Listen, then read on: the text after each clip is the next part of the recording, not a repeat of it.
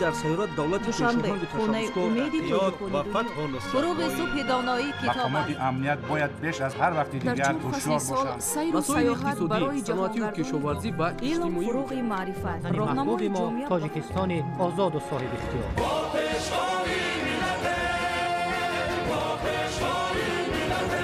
دوست باشید، اتفاق باشید، شکرانه همین دولت کنید، شکرانه همین سرزمین کنید، شکرانه کنید که چنین وطن عزیز و محبوب دارید.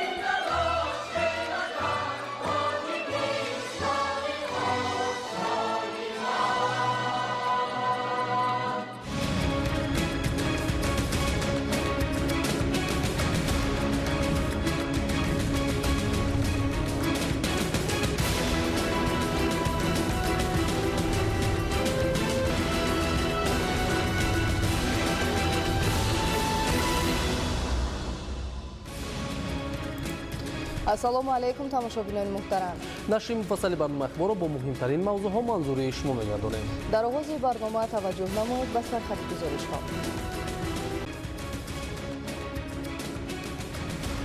андешидани тадбирҳои саривақтӣ барои мутобиқшавӣ ба раванди дигаргуншавии иқлим. چند سال اخیر زیادشوی چنگ و بادها در حدود جمهوری تاجیکستان زیادتر مشاهده می‌گردد. اهمیت خدمت‌رسانی‌های غیرنقدی برای رقم‌کنونی اقتصادیات. جهت طریق غیرنقدی به راه ماندن عملیات‌های مالیوی 67 لایحه سند معیاری حقوقی تهیه گردیده است. нақшаҳои муосир дар доираи татбиқи ҳадафи чоруми стратегӣ бунёди 40 коргоҳу корхонаи нави саноатию хизматрасонӣ дар шаҳри хуҷанд. дар коргоҳи афзали нур айни замон зиёда аз 50 нафар бо ҷои кор таъмин шуда дар як шабонарӯз имкон аст ки зиёда аз 20 000 ҷуфт ҷуроб истеҳсол карда шавад. раванди созандагиҳо дар ноҳияи лахш از بهسازی اینفراساختور تا تأسیس جایهای نوی کاری. 22 لایحه دولتی سرمایه‌گذاری با مبلغ 700 میلیون سومانی عملی کرده شده است. لواکند آیا فرهنگ شهرنشینی زیر سوال میماند؟ بعد تصویر حالت واقعی کتابخانه در کنی بادام. بهر اصلاح کمبودی‌های نشان داده شده نقشه چاره‌بینی‌ها تصدیق گردیده مسئولین وظیفه‌دار گردیدند که بهر تعمیر و از نوسازی چاره‌های ضروری اندیشند. معرفی امکانیت‌های سیاحی تاجیکستان در ایران، گسترش مناسبت‌ها در زمینه تطبیق هدف‌های نیک و آینده‌دار. کارهای صحرایی در ماه اپریل کارتوشکا استحصال می شود. در وادی بخش همساله کشاورزان در دو موسم از آن حاصل می بردارند. سوختار در ارژانتین و برفباری در امریکا. آغاز مسابقه فوتبال بین دهه‌ها در ختلان. شرح این و دیگر خبرها. 11 فوریه پرزیدنت جمهوری تاجیکستان پیشوای ملت محترم امالی رحمان با قانون‌هایی که مجلس نمایندگان و مجلس ملی مجلس عالی جمهوری تاجیکستان قبول و جانبداری نمودند امضا گذاشتند.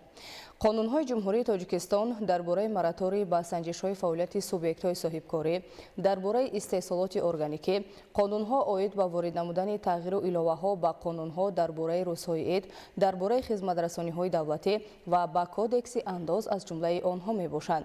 قانون جمهوری تاجیکستان درباره مراتوری با سنجش‌های فعالیت سوبیکت‌های صاحبکاری با اجرای دستور و سپارش‌هایی که در پیام پرزیدنت جمهوری تاجیکستان پیشوای ملت محترم امالی رحمان است 28 دکبر سال 2024 و فرمان پرزیدنت جمهوری تاجیکستان درباره اعلان نمودن مراتوری با همان نمود سنجش‌های فعالیت سوبیکت‌های صاحبکاری روانه شده است. طبق قانون مذکور همه نمود سنجش‌های فعالیت سوبیکت‌های صاحبکاری با استثنای سنجش‌های مقامات انداز منع شده است. مراتوری با مقصد دستگیری دولتی صاحبکاری و فراهم آوردن شرایط مساعد به رشد صاحبکاری و سرمایه‌گذاری روانه می شود. با مقصد گرامی داشت سنت‌های ملی، احیای رسم و آیین‌های باستانی مردم تاجیک با قانون جمهوری تاجیکستان درباره روزهای عید علاوه وارد گردیده است که طبق آن هر سال 1 ایول عید تیرگان جشن گرفته می شود. قانون‌های به امضا رسیده برای تامین رشد استوار و با سرعت اقتصادی иҷтимоӣ ва фарҳангии кишвар, фароҳам овардани заминаи ҳуқуқӣ барои анҷом додани ҳисоббаробаркуниҳои ғайринақдӣ, дастгирии давлатии соҳибкорӣ, эҳёи расму оинҳои миллӣ ва беҳдошти зиндагии мардум равона шудааст. матни пурраи қонунҳо дар матбуот нашр мешавад. муаррифии зарфияту имкониятҳои сайёҳии Тоҷикистон дар намоишгоҳи 18-уми байналмилалии сайёҳӣ ва саноатии Теҳрон, таҳкими муносибатҳои самарабахш дар заминаи амалинамоии ҳадафҳои неку ояндадор. гузориш аз ҷараёни ин намоишгоҳи сатҳи байналмилалӣ.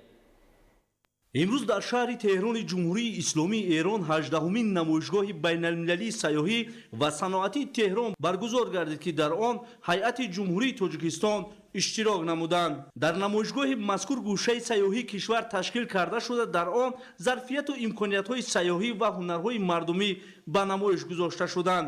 дар кори чорабинӣ бошукӯҳ президенти Ҷумҳурии Исломии Эрон муҳтарам Масъуд Пизишкиён иштирок намуда, ба хотири пос ва гиромӣ доштани муносибатҳои дӯстиву бародарии ду кишвари ҳамфарҳанг ва дӯст аз гӯшаи сайёҳии Ҷумҳурии Тоҷикистон дидан намуданд. зимни бозид муҳтарам Масъуд Пизишкиён президенти Ҷумҳурии Исломии Эрон оид ба эҳтироми хоса доштанашон ба президенти Ҷумҳурии Тоҷикистон, пешвои муаззами миллат муҳтарам Эмомалираҳмон суханронӣ намуданд. маврид ба зикр аст, ки дар ҳошияи намоишгоҳи мазкур вохӯрии намояндагони Кумитаи рушди сайёҳӣ назди ҳукумати Ҷумҳурии Тоҷикистон бо як қатор ширкатҳои бонуфузи гардишгарии Ҷумҳурии Исломии Эрон баргузор карда шуд. зимни мулоқот масъалаҳои тақвияти ҳамкориҳо дар самти ҷалби сайёҳони тарафайн ба кишварҳои ҳамдигар ва тақвияти ҳамкориҳо дар соҳаи сайёҳӣ баррасӣ гардид. ҷонибҳо ба мувофиқа расиданд, ки баргузории намоиши маҳсули ҳунармандони Ҷумҳурии Исломии Эрон дар Тоҷикистон ва Тоҷикистон дар Ҷумҳурии Исломии Эрон ба роҳ монда шаванд. мавзӯи дигар, тағйирёбии иқлим дар шароити феълӣ ба яке аз масъалаҳои мубрам табдил ёфта, ташвиши коршиносонро бештар намудааст. мувофиқи маълумоти иқлимшиносон, ҳарорати ҳаво давоми солҳои охир ба таври бесобиқа баланд гардида, шӯршавии хок ва паст гаштани ҳосилнокии зироат ба далели дигаргуншавии иқлим мушоҳида мегардад. мутаассифона таъсири тағйирёбии иқлим дар ҳудуди кишварҳои Осиёи марказӣ аз ҷумла дар Тоҷикистон низ мушоҳида мегардад. шарҳи ин матлаб дар таҳияи Мансури Ҷалол. тағйирёбии иқлим моро водор месозад, ки тарзи зиндагӣ ва муносибати худро ба муҳити атроф тағйир бидиҳем, зеро дар сурати идома додани рафтори қаблии худ дучори равандҳои мудҳише хоҳем шуд. сол то сол дар натиҷаи дигаргуншавии иқлим ва таъсири он ба муҳити зист бештар шуда, ба ташвиши чораҷӯии фаврии кишварҳо сабаб мегардад. болоравии ҳарорат дар сайёра ба Тоҷикистон ҳам бетаъсир намонда, обшавии пиряхҳоро ба вуҷуд овардааст. дар натиҷаи ин раванд офатҳои табиӣ ва хисорот аз он афзун гаштааст. аз ин рӯ ҷиҳати рафъи оқибатҳои ногувори ин раванд пешгирӣ аз ҳама гуна ҳаводиси ба экосистема таъсиррасонанда ногузир дониста мешавад. дар чанд соли охир зиёдшавии чангободҳо дар ҳудуди Ҷумҳурии Тоҷикистон зиёдтар мушоҳида мегардад ва ин чангбодҳо солҳои пеш агар ки ба баландиҳои 2500 то 2700 метр мерасиданд, айни замон ин чангбодҳо аллакай ба баландиҳои 3000-3500 метр аз сатҳи баҳр мушоҳида мегардад, ки ин чангбод аллакай гӯё ки заррачаҳои хурди хок монанде ки ҳастанд дар болои пирях аллакай метавонанд мешинанд. вақте ки ин чангбодҳо шишнанд, аллакай зиёдшавии обшавии ҳам барф ҳам ях дар болоҳо мушоҳида мегардад.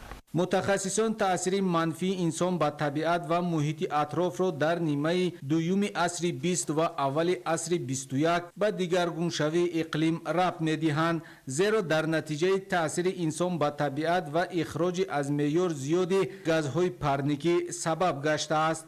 мувофиқи қонуни физикӣ, ҳангоме ки дар болои барф ё дар болои ях ҷисми сахт ё ин ки ҷисми ранги сиёҳ дошта бошад, агар ӯ имконияти гирифтани нури офтобиро зиёдтар дорад ва дар ин қисмат вақте ки ҷисмҳои гӯё ки ранги хира дошта дар болои пирях ҷамъ мешавад, аллакай кашидани нури офтобиро имконияти зиёдтар пайдо мекунад ва ин ҳолат ба зуд обшавии пирях مساعدت میکنند و قسمتی از 4000 بالا از سطح بر الکی در این قسمت ها در بالای پیریخ گویا که برف مشاهده میگردد و در این قسمت ها گویا که جسم های سفید یعنی برف یخ مشاهده میگردد هنگام وارد شدن نورهای آفتابی الکی انعکاس یافتن نور آفتاب از جسم سفید زیادتر است و در این قسمت ها آبشوی پیریخ کمتر میشود. با در نظر داشت این مشکلی گلوبالی کارشناسان اظهار می‌دارند که در صورت استفاده عاقلانه و با ثمر ذخیره‌های موجوده منطقه می‌توانند طلبات افزاینده اهالی و اقتصاد کشورها را با آب کاملا قانع ساخته به حل مسئله‌های مربوط به تامین امنیت عضوقواری مساعدت نمایند. در رابطه با بنیاد انفراساختور نو در ساحه آب و نیرو با استفاده تکنولوژی‌های نو به شبهه جهت حل من بعده مسئله‌های ذکر شده اقدام مهم و ضرور است. امروزها با مقصد اجرای سریع‌وقتی و ثمره‌بخش فرمان پرزیدنت جمهوری تاجیکستان از 22 ایونی سال 2023 درباره تدبیرهای وسعت دادن حساب برآورکنی غیر نقدی از جانب وزارت و اداره‌ها و تشکیلات‌های دولتی تدبیرهای عملی اندیشیده شده بهره قبول پرداخت‌های غیر نقدی خدمت‌رسانی مزنوک دولتی انفراساختور ضروری پرداختی تامین گردیده شده است که این به افزایش قسم درآمدی بودجت دولتی زمینه مساعد فراهم می‌آورد. این است که در جمهوری حجم بودجت دولتی افزایش یافته سطح نکاحالی مردم بلند برداشته می شود. تفصیلات در گزارش نوبتی. رشد اقتصادی رقمی و در این زمینه وسعت یافتن حساب برآورکنی غیر نقدی به افزایش یافتن درآمدهای مالیوی اساس گذاشته است، یعنی شفافیت کاربری سیاست اندازی و بودجتی در برابر وسعت یافتن حساب برآورکنی غیر نقدی تامین گردیده است. موافق معلومات در سال 2000 حجم عمومی درآمد بودجت دولتی 251.7 میلیون سومانی را تشکیل میداد. این رقم مرحله به مرحله افزایش یافته در سال 2015 16.5 میلیارد سومانی، سال 2020 25 میلیارد سومانی و اجرای نقشه قسم عمومی درآمد بودجت دولتی در سال 2024 46.9 میلیارد سومانی را فرا گرفته است. رقم کنونی فضای پرداخت‌های حتمی را با بودجت دیگرگون ساخته اجرای برجات آن را در ساحه‌های مربوط به مالیه دولتی تامین نموده است. با برجات اجرا گردیدن نشاندهی نقشه قسم درآمد بودجت دولتی، رقم کنونی نظام درآمدهای دولتی، وسیع نمودن منبع‌های علاوه‌ای درآمد، مکمل گردانی مامورکنی انداز گمرک، افزایش یافتن عملیات‌های غیر نقدی در اقتصادیات و مثبت ارزیابی گردیدن نشاندهنده اصلی ماکرواقتصادی مساعدت نمود. با اندیشه متخصصان ساحه تطبیق با ثمر فرمان پرزیدنت جمهوری تاجیکستان درباره تدبیرهای وسعت دادن حساب برآورکنی غیر نقدی امروز در پرداخت سروقتی اندازها و اجرای نقشه قسم درآمد بودجت دولتی تاثیر مثبت رسانیده در پیشبرد فعالیت خدمت‌رسانی‌های مالیوی یک قطار سبکی‌ها را به وجود آورده است. با مقصد اجرای فرمان پرزیدنت جمهوری تاجیکستان درباره وسعت دادن حساب برآورکنی‌های غیر نقدی از 23 ایون سال 2023 تحت رقم 586 قبول تمام پرداخت‌ها وابسته به خدمت‌رسانی‌های سمت فعالیت از جمله دادن اجازتنامه، حجت‌های اجازت‌دهی و پرداخت حق خدمت‌رسانی‌های نظام وزارت و ساختارهای تابع آن با استفاده از واسطه‌های مختلف پرداخت الکترونی از قبیل پست ترمینال، ضمیمه برنامه و اینترنت بانکینگ طریق غیر نقدی راه اندازی کرده شده است. پرداخت مبلغ برای دادن اجازتنامه، حجت‌های اجازت‌دهی و عمل‌های تصدیق و موافقت سازی که در دایره وکالت‌های وزارت عملی کرده می‌شوند، مبلغ حتمی توسط ضمیمه برنامه، اینترنت بانکینگ و انتقال مستقیم آن و صورت حساب‌های دخلدار پرداخت کرده می‌شود. همچنین از جانب وزارت مالیه جهت طریق غیر نقدی به راه ماندن عملیات‌های مالیوی 67 لایحه سند معیاری حقوقی تهیه گردیده است.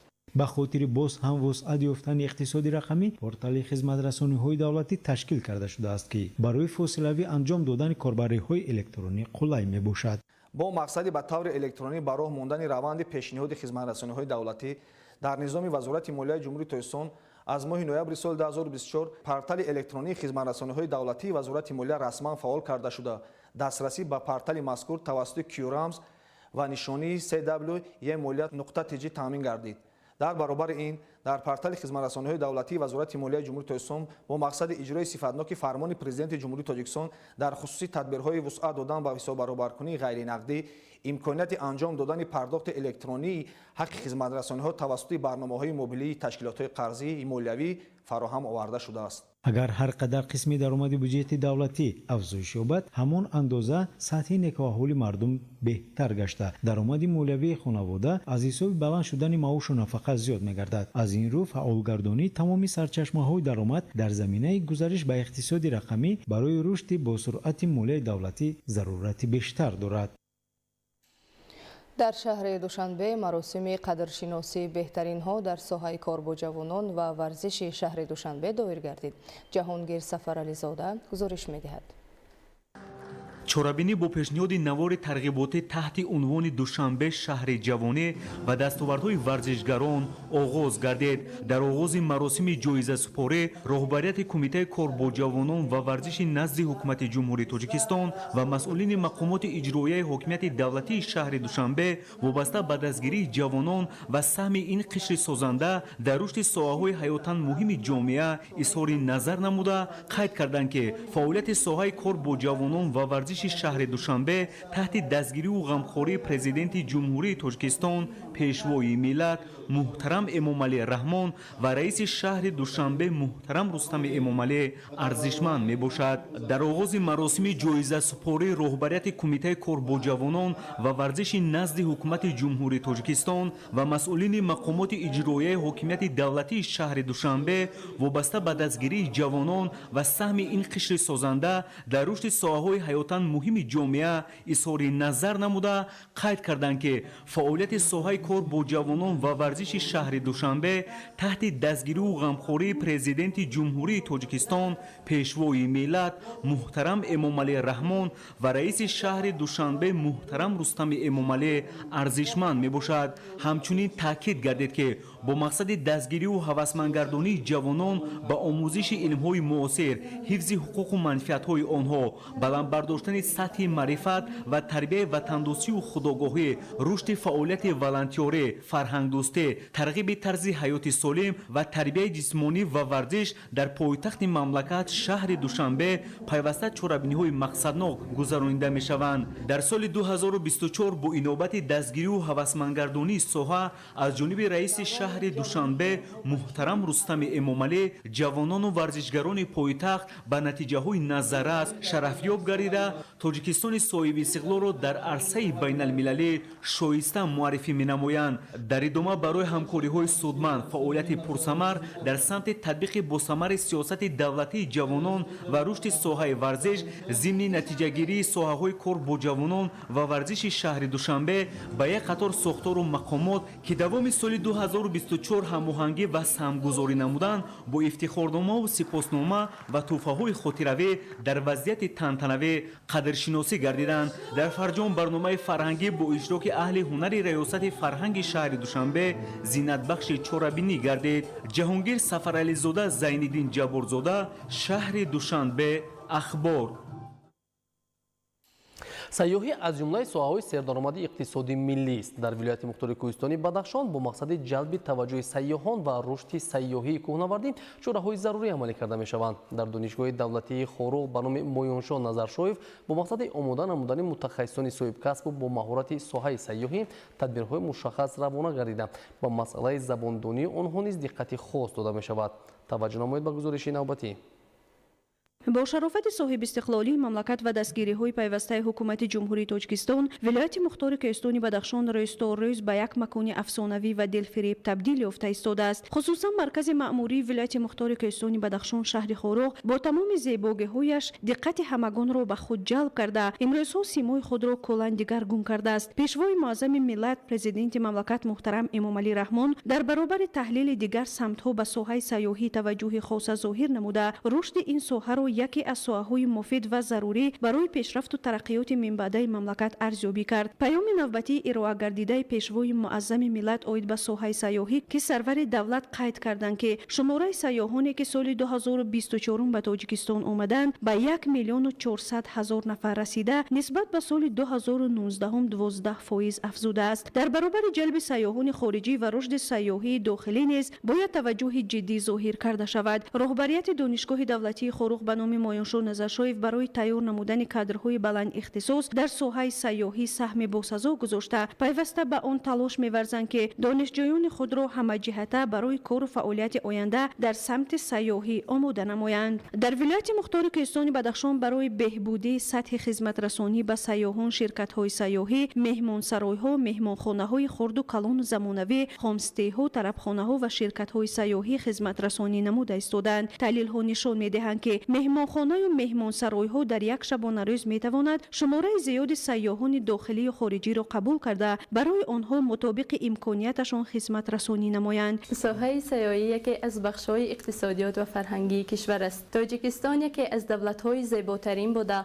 با طبیعت کوهستانی، یادگاری‌های تاریخی و فرهنگ بای خود سیاحان را جلب می‌کند. ساحه سیاحی به درآمد اقتصادیات، رشد انفراساختار، اجراهای نوکاری و محافظت از فرهنگ و طبیعت است. ساحه سیاحی می‌تواند اقتصادیات کشور را بلند بردارد، جایهای نوکاری فراهم آورد و فرهنگ ما را حفظ نماید. باید گفت که با مهیا نمودن شرایط و معرفی بلند منطقه‌های مملکت در عرصه جهانی شاهروی پامیر به 10 گانه راه زیباترین دنیا شامل شده، منطقه ولایت بدخشان به حیث مکان اساسی سیاحان اعتراف گردید. با مقصد پیشگیری بیماری‌های سیریاتی سری وقت به تشخیص و طبابت فرا گرفتن بیماران و با این وسیله معتدل نگاه داشتن وضع سانیتری و اپیدمیولوژی در نزد مؤسسه دولتی مجمع تندرستی دوستی تاجیکستان و ازبکستان در ناحیه کوشانیان ولایت ختلان بینای شعبه سیریاتی مورد استفاده قرار داده شد. گزارش در این خصوص. давоми солҳои соҳибистиқлолӣ бо дастгирии ҳукумати ҷумҳурии тоҷикистон дар кишвар баҳри рушди соҳаи тандурустӣ тамоми тадбирҳои муҳиму саривақтӣ амалӣ карда шуда бо мавриди истифода қарор додани биноҳои хуштарҳу замонавии ташхисиву табобатӣ марҳила ба марҳила сатҳу сифати хизматрасонии тиббӣ ба аҳолӣ беҳтар гашта истодааст. дар ин замина қайд кардан ба маврид аст ки соҳаи тандурустӣ дар ноҳияи қубодиёни вилояти хатлон низ дар ин давра бо дастгирӣ ва таваҷҷӯҳи хосаи роҳбарияти олии давлату ҳукумати мамлакат ба дастовардҳои назаррас ноил гардид. با مقصد پیشگیری بیماری‌های سیریاتی سری وقت با تشخیص و توابت فرا گرفتن بیماران و با این راه معتدل نگاه داشتن وضع سانیتری و اپیدمیولوژی در شفت مؤسسه دولتی مجمع تندرستی دوستی تاجیکستان و ازبکستان در ناحیه قبادیان ولایت ختلان بینای شعبه سیریاتی مورد استفاده قرار داده شد. اطلاع داده شد شعبه سیریاتی از 50 کت از جمله 30 کت برای کلانسالان و 20 کت برای کودکان عبارت بوده، آن با خط اکسیژن تامین کرده شده است. در شعبه سیریاتی نوبنیاد بخش آزمایشگاه نیز فعالیت می‌نماید که آن دارای تمام تجهیزات و لوازمات معاصر در سمت تشخیص بیماری‌های سیریاتی میباشد و در آن متخصصان بلند اختصاص کار و فعالیت می‌نمایند. مینتداری خود را با اساسگذار صلح و وحدت ملی پیشوای معظم ملت محترم امامی رحمان میرسانم که چنین شرایط‌ها را در این ناحیه دوردست قبادیان به راه ماندند. باید گفت که با مقصد سبز و خرمگردانی و با وجود آوردن فضای سالم در گرد و اطراف شعبه سیریاتی بیش از 600 نهال و درخت گوناگون زیبا و سایه افکن شنانده شده است که به حسن مؤسسه زیبایی دیگر ضم کردند. با نظرداشت مهمیت مسئله مذکور با دستگیری حکومت جمهوری تاجیکستان و در همکاری با شریکان عاید بر رشد و مقامات‌های محلی شعبه‌های سیریاتی بیمارخانه‌های شهر و ناحیه‌های مملکت مرحله به مرحله از تعمیر کلی برآورده شده با نوترین دستگاه و تجهیزات ضروری طبی تامین کرده شدند و فعالیت در این سمت من بعد نیز ادامه داده خواهد شد. تقویت تدبیرهای عبودانی در ناحیه دوستی تطبیق نقشه و برنامه‌های مشخص ثمرآور در روند وسعت سازندگی‌ها امروز در این ناحیه مشاهده می‌گردد که سهم ساکنان و صاحبکنان وطن دوست در آن نظررس است. گزارش نوبتی در این خصوص. ساکنان و صاحبکاران دهه گلاباد جماعت دهات جلیکل ناحیه دوستی با هوسمندی تام اوید به تقویت کارهای سازندگی بهر رشد محل اقدامهای زیادی آبادانی را راه اندازی کرده ایستادند. با در نظر داشت طلبات زمان در پرتو دستور و هدایت‌های راهبریت عالی مملکت ساکنان از خود تشبثکاری نشان داده با به ترتیب درآوردن راه و کوچه‌ها جویبارهای کنار راه را تعمیر و از نوسازی کرده با استفاده از موسم مناسب در موضع‌های معین شده نهالان سایه افکن و همیشه سبز و گل و بوته‌های آرایشی می‌شینانند. طور تشبثکاران ابراز می‌نمایند اقدام مذکور در ادامه کارهای سازندگی به استقبال جشن 35 سالگی استقلال دولتی عملی گردیده مقصد از آن آبادی و سرسبزی یک گوشه وطن عزیز میباشد. ما در آستانه جشن بزرگ 35 سالگی استقلال جمهوری تاجیکستان قرار داریم. ما ساکنان دهه گلاباد برای آبادانی محل دهه خود کمر بسته ایستادیم. مردم با یک شور شوق زیاده از 1.5 کیلومتر راه را منفعش کردند. 1 کیلومتر روشنایی چراغ‌ناکنی سیمچوب‌ها ساخت شده ایستاده. اینچنین برای تامین امنیت عضوخواری در حدود دهه ما یک سرخانه بزرگ که گنجایش 600 کوب را برای نگاه داشتن مواد غذایی ساخت شده است. زیاده از 10 گرمخانه فعالیت میکند. در آینده هم مردم ما در این سبیل برای آبادانی خود بی‌طرف نیستند. چونکه وطن ما است. ما و شما باید غمخوری کنیم، دلسوزی کنیم و به نسل‌های آینده یک کشور خوب باقی مانیم. چراغانکنی کوچه ها از بندهای اساسی کارهای به نقشه گرفته شده آبادانی ساکنان دهه گلاباد ناحیه دوستی به حساب رفته در این سمت علاقه کارهای معین به انجام رسانیده شده است. متصدیان ابراز می نمایند که تقویت یافتن روند کارهای سازندگی در محل با اشتراک به واسطه ساکنان از ثبات کامل وطن و بهداشت سطح و صفت روزگاری اهل جماعتچگی بازگویی می نماید. ما تصمیم گرفتیم که همین کوچه رو با چراغ‌کنی و دو طرف کوچه رو با کوچه پیاده‌گرد رو با منفعش‌کنی و درختان سایه افکن آرودیم. من چخیل شما شاهدی آن هستید که ما چخیل آباد کرده آماده ایستادیم و ما کاری ما با آخر رسیدگی نیست. در آینده ما نقشه داریم که تا آخری کوچه و تمام کوچه ها رو همین خیلی چراغان کنان و پیاده ها رو منفعش کرده همین کارهای ما کرده ایستادیم. از حسابی صاحبکاران و ساختمانداران همین دهه گلاباد میباشند. به همین ترتیب ساکنان و صاحبکاران دیگر جماعت شهرک و دهات ناحیه دوستی در همکاری با مقامات محلی کارهای آبادانی و سازندگی را تقویت بخشیده مقصد دارند که به استقبال جشن 35 سالگی استقلالیت دولتی جمهوری تاجیکستان زیاده از 180 انشاءات سمت فعالیتشان گوناگون را مورد استفاده قرار دهند. اسماعیل صاحب نظریان، موسی نور محمد، ناحیه دوستی، اخبار. در شهر خوجند در دوره آمادگی‌ها به استقبال جشن 35 سالگی استقلال دولتی جمهوری تاجیکستان بنیاد پارک تکنولوژی ادامه دارد. مؤسسان و سرمایه‌گذاران نقشه دارند که در حدود پارک تکنولوژی مرحله به مرحله 40 کارگاه و کارخانه نوی صنعتی و خدمت‌رسانی را بنیاد نمایند. تفصیلات بیشتر در گزارش عبدالوهاب عبدالستار و الیاس باباجان. پارک تکنولوژی شهر خوجند که برای تطبیق طرح‌های اینواسیونی پیش‌بینی شده است در دوره آمادگی‌ها و جشن 35 سالگی استقلال دولتی جمهوری تاجیکستان از جانب شرکت بسیار ساحوی علمی تکنیکی نور بنیاد کرده می‌شود. با تاکید مؤسسان شرکت این مجموعه است که در آینده پژوهشگاه‌های علمی تحقیقاتی، مرکزهای تجارتی و خدمت‌رسانی و انشاءات زیادی صنعتی را فرا می‌گیرد. این قلمرو امکانیت و همگیری استحصالات، خدمت‌رسانی، علم، معارف و تکنولوژی‌های عالی میباشد. در پارک تکنولوژی صاحبکاران و سرمایه‌گذاران میتوانند کارگاه و کارخانه‌ها را تأسیس داده در روند صنعتی‌کنی کشور سهم نظررس گذارند. عین زمان در حدود پارک تکنولوژی که بیشتر از 3 هکتار را تشکیل می‌دهد، بنیاد کارگاه‌های استحصالی و مرکزهای معاصر خدمت‌رسانی با مرام ادامه دارد.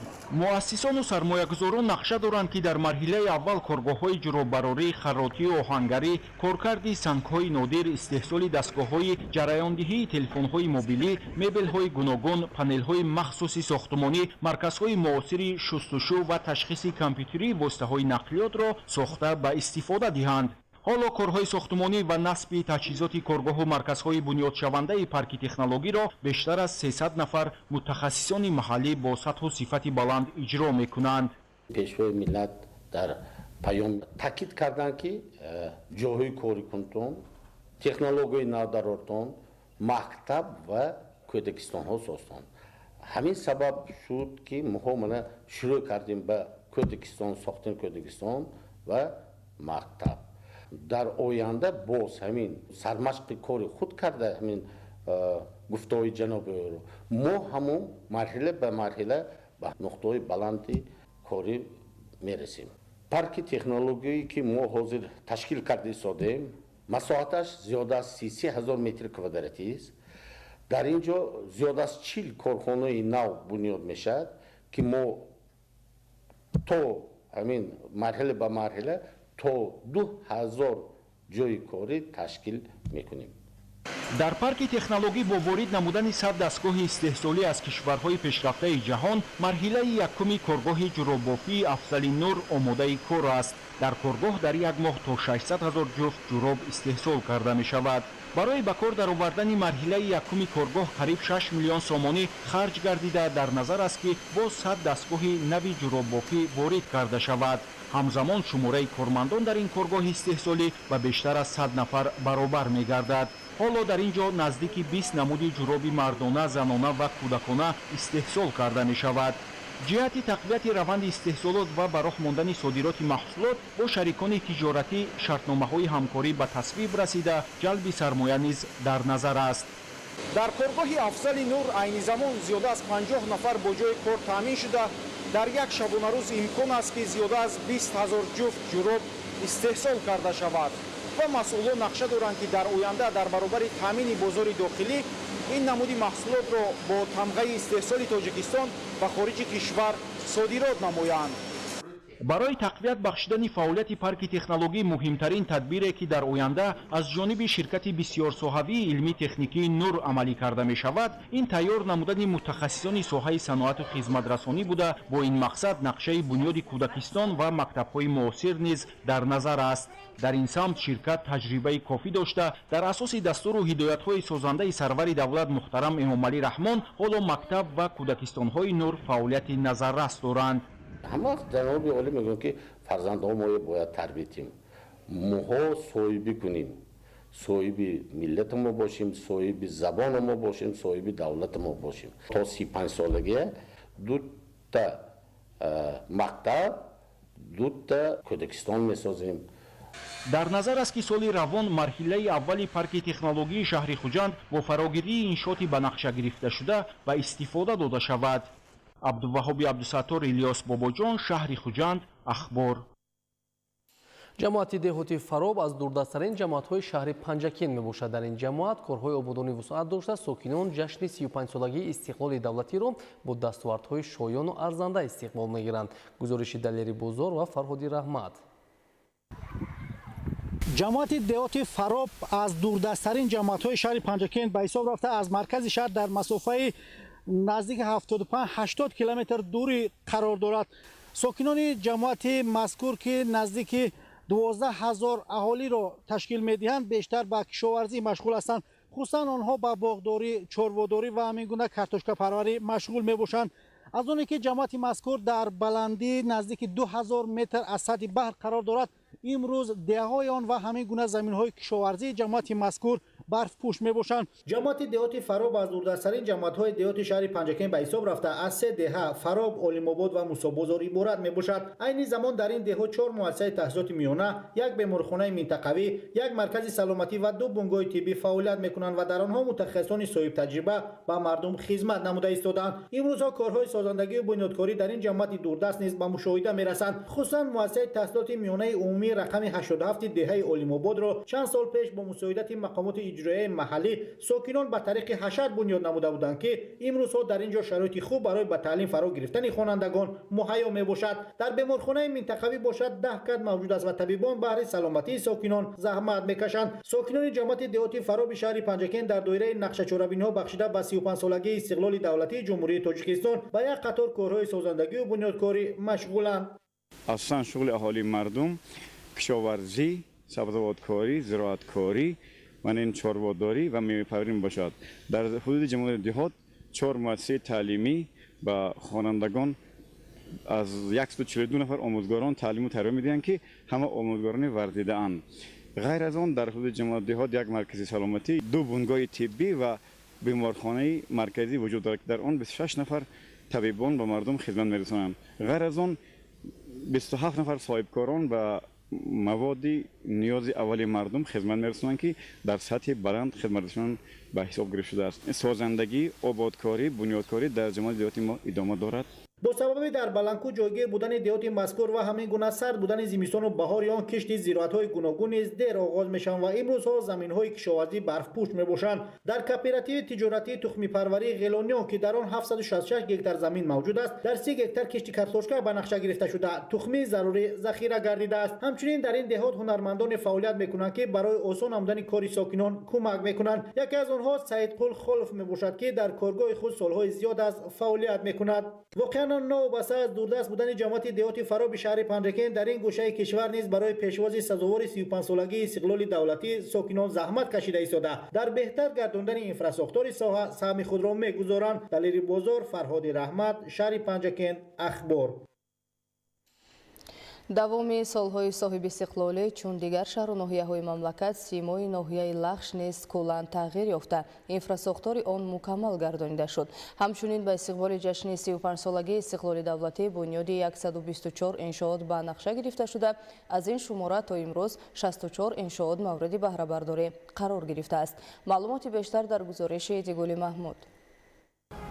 ноҳияи лахш бо шарофати истиқлоли давлатии кишвари азизамон пайваста рушду тараққӣ карда дар партави дастур ва ҳидоятҳои созандаи президенти ҷумҳурии Тоҷикистон пешвои миллат муҳтарам Эмомалӣ Раҳмон ин гӯшаи дурдасти ватанамон сол то сол ободу зебо шуда истодааст. аз ҷумла дар солҳои соҳибистиқлолӣ барои таъмин намудани рушди устувори соҳаҳои гуногуни иқтисодиёти ноҳия ва баландбардоштани сатҳу некуаҳволии мардум аз ҳамаи сарчашмаҳои маблағгузорӣ беш аз 1.7 миллиард сомонӣ маблағ равона карда шудааст. таи 33 соли сипаригардида барои таҷдид сохтмон ва азнавсозии соҳаи маориф ва беҳтар намудани соҳаи тандурустӣ, дастгирии роҳҳо, дастгирии хоҷагиҳои деҳқонӣ, рушди соҳаи кишоварзӣ ва ҳифзи муҳити зист 22 лоиҳаи давлатии сармоягузорӣ бо маблағи 700 миллион сомонӣ амалӣ карда шудааст. дар ин давра дар ноҳия маблағгузорӣ ва сармояи асосӣ аз ҳамаи сарчашмаҳо зиёда аз 362 миллион сомониро ташкил дода даҳо иншооти иҷтимоиву иқтисодӣ бунёд карда шуданд. дар соҳаи тандурустӣ барои боз ҳам беҳтар намудани сатҳу сифати хизматрасонӣ ба аҳолӣ таъмиру барқарорсозии як қатор иншооти соҳа анҷом ёфта аз ҳисоби вазорати тандурустӣ ва ҳифзи иҷтимоӣ ба муассисаҳои тандурустии ноҳия таҷҳизотҳои нави тиббӣ ворид карда шуд. дар раванди корҳои ободонӣ аз ҳисоби маблағҳои вазорати маориф ва илми ҷумҳурӣ дар ҳудуди ҷамъиятҳои шаҳраку деҳоти ноҳияи лахш сохтмони як қатор иншоот идома дорад то дар оянда барои таҳсили хонандагон биноҳои нави таълимӣ ва симхонаҳои иловагӣ сохта ба истифода дода шаванд. дар раванди корҳои ободонӣ ба истиқболи ҷашни 35-солагии истиқлоли давлатӣ дар ҳудуди ҷамоати шаҳраку деҳоти ноҳия бунёди як қатор иншооти муҳим амалӣ шуда истодааст ки он ба пешрафти иҷтимоиву иқтисодӣ мусоидат хоҳад кард. бахшида ба ҷашни 35-солагии истиқлоли давлатии ҷумҳурии Тоҷикистон дар ноҳияи лахш нақша чорабиниҳо иборат аз 124 банд қабул ва таҳия карда то имрӯз 164 банди он яъне 51% банд иҷро карда дар дигар бино иншоотҳо корҳои сохтмониву лоиҳакашӣ бо маром идома дорад. соли гузашта дар доираи сафари корӣ ба ноҳияҳои минтақаи Рашт президенти ҷумҳурии Тоҷикистон пешвои миллат муҳтарам Эмомалӣ Раҳмон дар маркази шаҳраки Ваҳдат ҷиҳати бунёди коқи фарҳанг барои 450 ҷойи нишаст ва шӯъбаи маориф санги асос гузоштанд. дар ин радиф сохторҳои марбути соҳа вазифадор шуданд то иншоотро дар муддати 2 сол бо сифати баланд сохта ба истифода диҳанд. зеро то ҳамин давра дар ноҳияи лахш бинои замонавӣ мавҷуд набуд то ҳунармандон чорабиниҳои фарҳангии худро дар сатҳи зарурӣ баргузор намоянд. ин аст ки бо мавриди баҳрабардорӣ қарор гирифтани бинои коқи фарҳанг барои кормандони соҳа тамоми шароитҳо муҳайё мегардад то تا در تشویق و ترغیب فرهنگ ملی سهمی با سزای خود را گذارند. همین طریق در پرتو غمخوری‌های حکومت جمهوری تاجیکستان در ناحیه لج باز تطبیق 4 لایحه دیگر ادامه داشته عملی شدن این برنامه‌های سازنده برای تامین زندگی شایسته مردم روانه شده است. ایدیگل محمود، دادرجان میرزازاده برای برنامه اخبار از ناحیه لخش. ҳамарӯза дар роҳи нақлиётгарди хиёбони исмоили сомонӣ назди бозори марказии хӯроквории шаҳри истаравшан танбашавии сунъии роҳ ба мушоҳида мерасад. аз бетаваҷҷӯҳии масъулин бархе ронандагон дар қатори дуюм ва ҷойҳои муқаррар нагардида таваққуф мекунанд ки ин омил боис ба танбашавии роҳҳо гардидааст. таваҷҷӯҳ намоед ба гузориши навбатӣ. рушди босуботи мамлакат дар солҳои истиқлолияти давлатии ҷумҳурии тоҷикистон имкон ба амал овард ки баробари пешрафти иқтисодиёту иҷтимоиёти кишвари биштосои мо сатҳи зиндагии сокинони шаҳру навоҳии ватан боло равад. дар ин замина шаҳри истаравшани кӯҳанзамин ҳам умри дубораи рушди беҳисобиқа пайдо намуда сокинонаш баробари зиндагии хуррамона доштан соҳиби нақлиёти бешумори шахсӣ гардиданд ва зиёдшавии нақлиёт имрӯз мушкилоти танбашавиро дар роҳҳои калон ба миён овардааст. назар ба маълумоти идораи бозрасии давлатии автомобилии шӯъбаи вазорати корҳои дохилии ҷумҳурии тоҷикистон дар шаҳри истаравшан ва бахши нақлиёти мақомоти иҷроии ҳокимияти давлатии шаҳр имрӯз зиёда аз 25 000 адад нақлиёти гуногунтанлаи давлатии шахсӣ ба қайди давлатӣ гирифта шудааст. бар замини ин дар шаҳр 3 корхонаи нақлиётӣ доимо дар роҳҳои калон ҳаракат карда ба мардум хизмат мерасонанд. бар асари зиёдшавии нақлиёти давлатии шахсӣ имрӯз дар чанде аз роҳҳои нақлиётгарди шаҳри истаравшан алалхусус дар назди бозори марказии хӯрокворӣ танбашавии аз ҳад зиёди нақлиёт ба мушоҳида расида бобати равоҳои масиргарду нақлиёти дигари хизматрасон мушкилиҳо эҷод карда мешавад. ин амали нодурустро бештар ронандагони нақлиёти шахсии хизматрасони дохили шаҳрӣ ва хатсайри истаравшан хуҷанд зоҳир менамоянд. имрӯз ман якҷоягӣ бо сохторҳои дафтори мақоми иҷрои ҳокими давлати шаҳр, прокуратура, шӯъбаи бозрасии давлатии автомобилӣ ва хадамоти давлати назорат танзим дар соҳаи нақлиёт якҷоя мо рейди муштарак ташкил карда барои бехатарии ҳаракат дар роҳ ва таъмини пиёдагардонро дар назди бозори марказии шаҳри истаравшан ба анҷом расондем. бо вуҷуди таъкиди пайвастаи кормандони прокуратура ва идораи бозрасии давлатии нақлиёти шӯъбаи вазорати корҳои дохилии ҷумҳурии тоҷикистон дар шаҳри истаравшан ки аз пагоҳӣ то бегоҳӣ дар назди бозори марказӣ фаъолият мебаранд ин амали ноҷо боз такрор мегардад. гузашта аз ин бинобар бо маҳсулоти ба муомилот бароварда банд кардани даромадгоҳу баромадгоҳи гузаргоҳи зерзаминии назди бозори марказӣ аз ҷониби фурӯшандагон сокинону меҳмонони шаҳри истаравшан аз дилхоҳ ҷои роҳи калон ва аз миёни нақлиёти ҳаракаткарда истода гузашта ҳар лаҳза хавфи ба мал омадани садамаро эҷод мекунанд. бо мақсади барҳамзании танбашавии нақлиёти давлатии ҷамъиятӣ дар роҳҳои нақлиётгар бо иқдом мақомоти иҷроии ҳокимияти давлатии шаҳр ва дастгирии молиявии соҳибкорони бонанду номуз роҳи калони соҳили чапи сои заринруд дар ҳамбастагӣ бо пули калони болои сой ба дарозии 600 метр ва паҳноии 9 метр ба маблағи наздик 4 миллион сомонӣ таҷдид карда шуд. аммо ҳамону танбашавии нақлиёти гуногунтамға дар атрофи роҳҳои калони ҷамъияти дорои масъулияти маҳдуди бозори марказӣ, бозори анҷомҳо ва бозори фурӯши масолиҳи сохтмон идома дорад ки дар ин камбудӣ амали шаҳрвандон низ калон аст. зеро бархе аз шаҳрвандон бинобар маърифати пасти ҳуқуқӣ аз роҳҳои зеризаминӣ истифода накарда қоидаи ҳаракати роҳро дағалона вайрон карда аз пеши нақлиёти ҳаракаткарда истода роҳро убур мекунанд. ин роҳгузарони бефарҳанг ҳатто ҷони ширини хешро эҳтиёт накарда ба ин беодобӣ дидаи дониста даст мезананд ва сабабгори рӯй додани ҳодисаҳои нохуш мегарданд.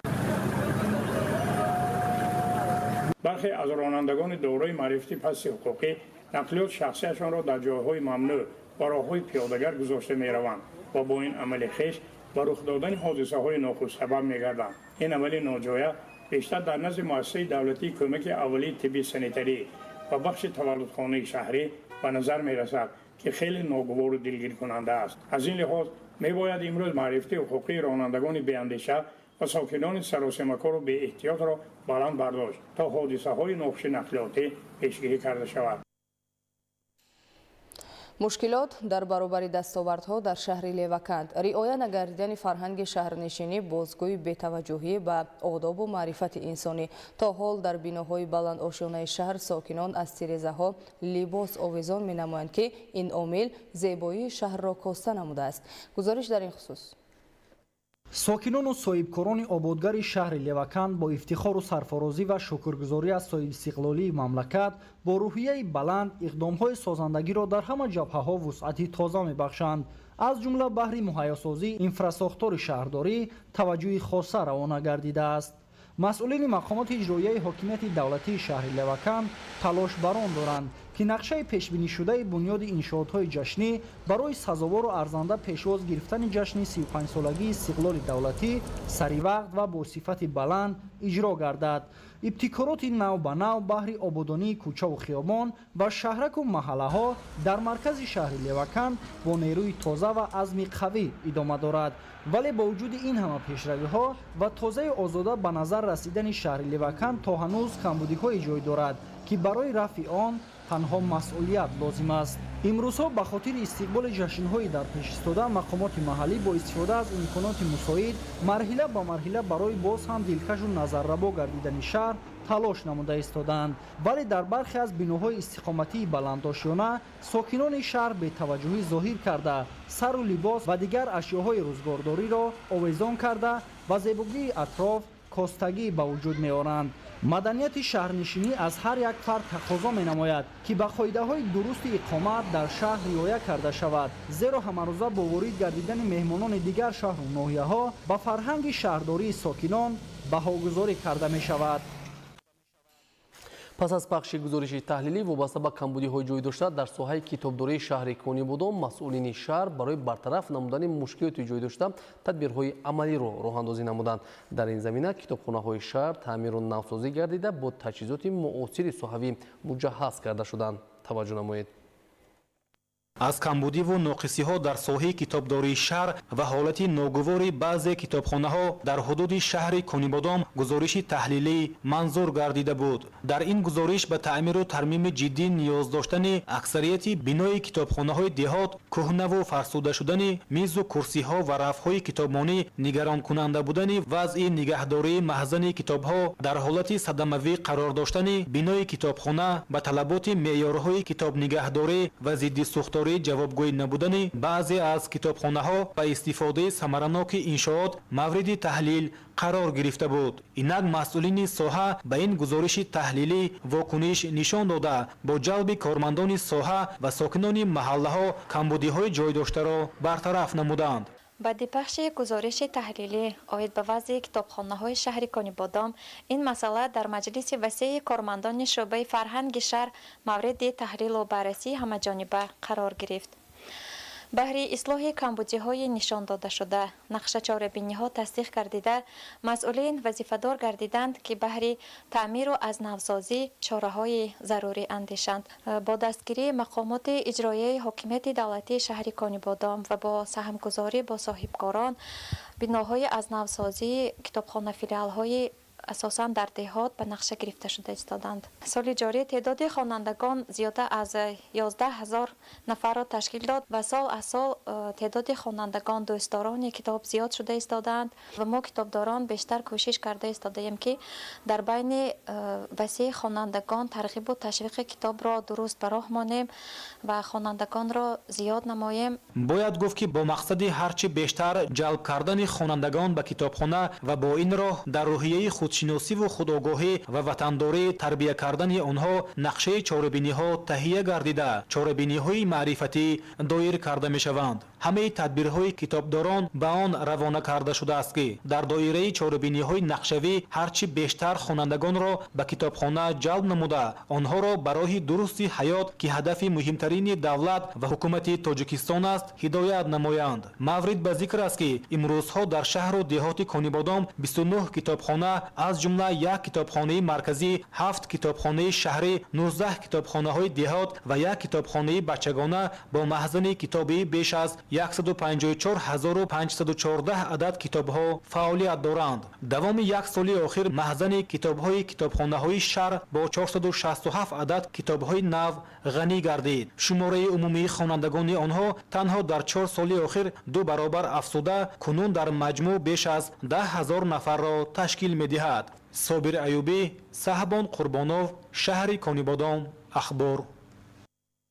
сулҳу суботи сартосарӣ ва ваҳдату ягонагӣ дар мамлакат имконият фароҳам овард ки тавассути татбиқ намудани барномаву стратегияҳои давлатӣ кишвари мо ба яке аз сарзамини ободу зебо ва шукуфою дилоро табдил ёфта таваҷҷӯҳи миллионҳо сайёҳони хориҷиро ҷалб намояд. дар баробари дигар шаҳру ноҳияҳои мамлакат дар шаҳри Турсунзода низ давоми солҳои соҳибистиқлолӣ садҳо иншооти таъйиноташон гуногун мавриди истифода қарор дода шуданд ки ба беҳтар гардидани сатҳу сифати зиндагии сокинон мусоидат намуданд. ҳоло ҳамкорамон Фаридуни Субҳон аз маркази шаҳри Турсунзода бо мо дар хати тамос аст ва ин мавзӯъро бо ҳамсуҳбати худ матраҳ менамояд. марҳамат Фаридун. ташаккур ҳамкорони азиз. дар солҳои соҳибистиқлолии мамлакат бо тарҳрезӣ ва амалӣ намудани барномаю стратегияҳои давлатӣ меҳани азиз сол аз сол рушду пешрафт карда дар тамоми манотиқи кишвар корҳои созандагиву бунёдкорӣ ҷараён дорад. ҳоло мо имкон дорем бо сокини шаҳри Турсунзода Абдуқаҳҳори Қосим роҷеъ ба дастоварду музаффариятҳои замони соҳибистиқлолӣ инчунин сулҳу суботи сартосарӣ ва тинҷиву осоиштагии ватан суҳбате ороста бошем. сараввал мехостем андешаҳои шуморо роҷеъ ба дастоварду музаффариятҳои меҳани азиз шунида бошем. аз ҷумла дар шаҳри Турсунзода пешравию ободониҳо чӣ гуна ба назар мерасад ба андешаи шумо? боиси хушнудист ва сарфарозист ки тоҷикистони азизи мо ба як гулбоғи муҳаббат табдил ёфта ва бисёр ҳам зебову яъне шукуфо шуда истодааст. ободониҳо бисёр зиёд ҳастанд. аз ҷумла агар қиёс кунем бо 10 соли пеш бахусус дар шаҳри Турсунзода имрӯз сар то сар қариб ки куллан шаҳри Турсунзода боз ҳам зеботару ободтар шудааст ки аз ин сайёҳон низ он нафароне ки ба шаҳри мо меоянд албатта бисёр ҳам бо хушнудӣ яъне иброз медоранд ва ҳатто дар таҳайюр мемонанд ки ин қадар дигаргунӣ бовариашон намеояд ки чӣ хел дар як фурсати кӯтоҳи таърихӣ яъне тоҷикистон ин қадар дигаршон шудааст ва бахусус дар шаҳри Турсунзода низ ва камина низ чун дар ҳамин шаҳр ҳастам ҳамешагӣ мо албатта боиси дидарест дар ин мавзее ки имрӯз мо қарор дорем бахусус ман ҳамин бисёр ҳам як боғи зебои фароғатӣ барои мардуми шаҳр яъне ки онҳо омада дар ин ҷо баъди рӯзи корӣ истироҳат бикунанд бисёр ҳам зебо ки шахсан аз ҷониби пешвои муаззами миллат кушода шуда буд ва пешниҳоди мардуми шаҳри Турсунзода шуда буд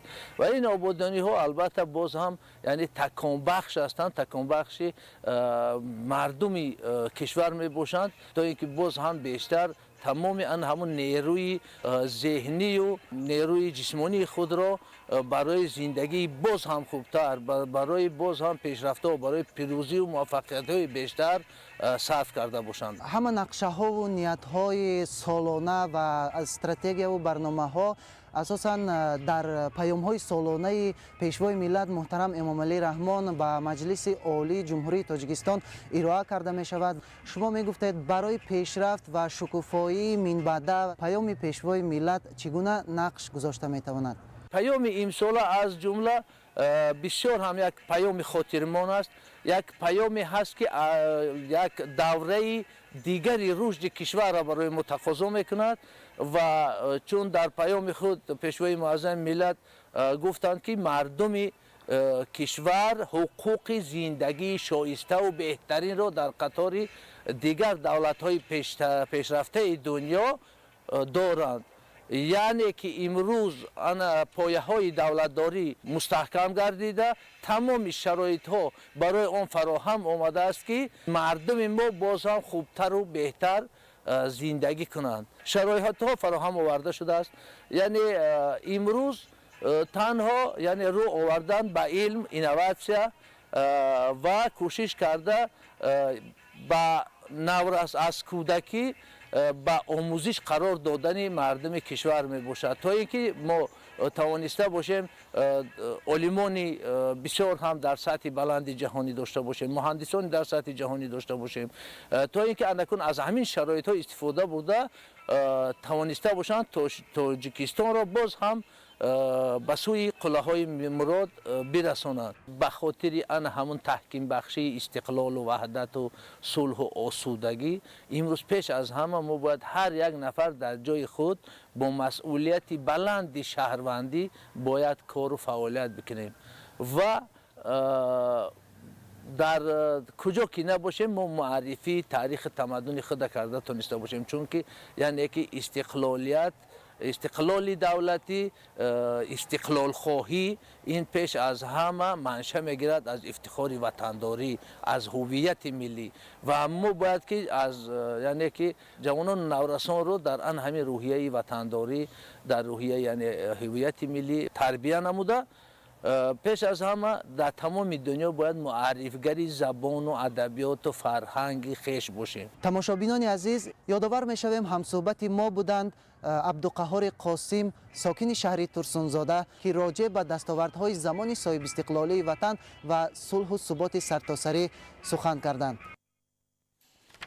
توجیکان در برابر کار و فعالیت و تحصیل و کسب آموزی در خارج مملکت جهت معرفی فرهنگ و هنر و عنعنه‌های مردمی خلق توجیک اقدام‌های شایسته را عملی می‌نمایند. در شهر مسکو فدراسیون روسیه تشکیلات جمعیتی منطقوی مرکز فرهنگی توجیکان که سال 2023 تأسیس یافته بود امروز فعالیت ثمره بخش دارد. ادامه موضوع در گزارش ظفر قیومزاده و خورشید سید احمد. дар ҳама давру замон халқу миллатҳоро бо фарҳангу тамаддун, анъанаву маросим, либоси миллӣ ва дигар унсурҳои фарқкунанда мешиносанд. миллати озодаи тоҷик дорои фарҳангу маорифи қадимӣ буда, фарзандони донишманду нобиғааш дар рушду пешрафти тамаддун, ҷаҳонбинию ҷаҳоншиносӣ ва илму маърифати башарӣ саҳми арзанда гузоштанд. фарҳангу тамаддун, ҷашну маросим ва ҳунару анъанаҳои халқи тоҷик башариятро танҳо ва танҳо ба инсондӯстӣ, баробарию хушбахтӣ, осудаҳолию хушрӯзӣ ва ҳамзистию якдилӣ талқин менамояд. бо ин назардошт ҷаҳониён, хоса олимону муҳаққиқон, инчунин сайёҳон ба фарҳанг, ҷашну маросим ва ҳунарҳои мардумии миллати тоҷик таваҷҷуҳи беандоза зоҳир мекунанд. ҳоло даҳо марказҳои фарҳангӣ ва ҳунарҳои мардумии халқи тоҷик дар кишварҳои ҷаҳон созмон ёфта, ба ин восита фарҳангу тамаддуни миллати тоҷик ба ҷаҳониён муаррифӣ мегардад. ташкилоти ҷамъиятии минтақавии маркази фарҳангии тоҷикон дар шаҳри москва низ бо ҳамин мақсад ташкил шуда, дар он ҳунарҳои мардумӣ, либосҳои миллӣ, ҳунарҳои дастӣ ва дигар дастовардҳои ҳунармандони тоҷик ҷой дода шуданд. фаъолияти ташкилоти ҷамъиятии минтақавии маркази фарҳангии тоҷикон дар шаҳри москваи федератсияи русия ҷиҳати тарғиб ва муаррифии шоистаи фарҳангу ҳунарҳои миллии халқи тоҷик ба сокинони маҳаллии шаҳри москва, сайёҳон ва доираи васеъи дигар халқияту миллатҳо мусоидат менамояд. ар як халқу миллатро бо фарҳангашон, бо маданияташон мешиносанд. миллати тоҷик воқеан миллати тамаддунсоз, тамаддунофар аст. имрӯз халқи тоҷикро бо фарҳанги бою ғанияшон дар ҳарсаи ҷаҳонӣ мешиносанд.